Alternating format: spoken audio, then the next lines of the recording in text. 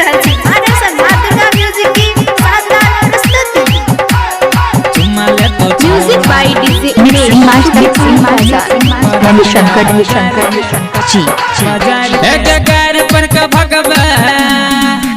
एक गार पर का भगवा पकड़ तो ले बार के चुम्मा ले तो छोड़ा हाँ चुम्मा ले तो छोड़ा बरतिया बाजार के चुम्मा ले तो छोड़ा बरतिया बाजार के चुम्मा ले तो छोड़ा एक गार पर का भगवा एक गार पर का भगवा पकड़ तो ले बार के चुम्मा ले तो छोड़ा हाँ चुम्मा ले तो छोड़ा बरतिया बाजार के चुम्मा ले तो छोड़ा बरतिया बाजार के चुम्मा ले तो छोड़ा।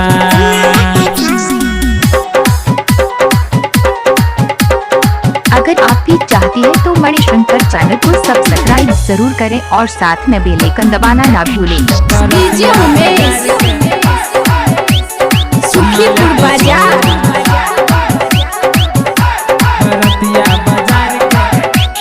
रिश्ता में लागे छे भैया के साली लट लट करबे त चाट ले तो लाली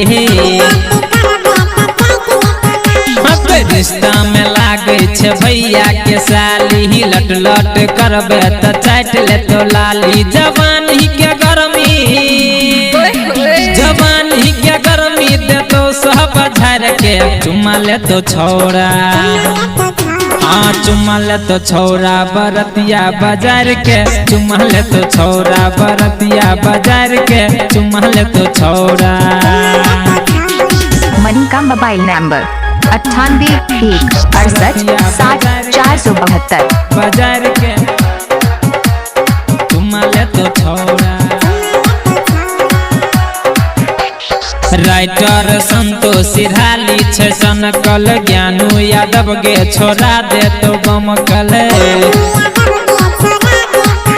हाँ राइटर संतोष सिरहाली छे सनकल डीजे उमेश छोड़ा दे तो बम कल माजा सब लूट ले तो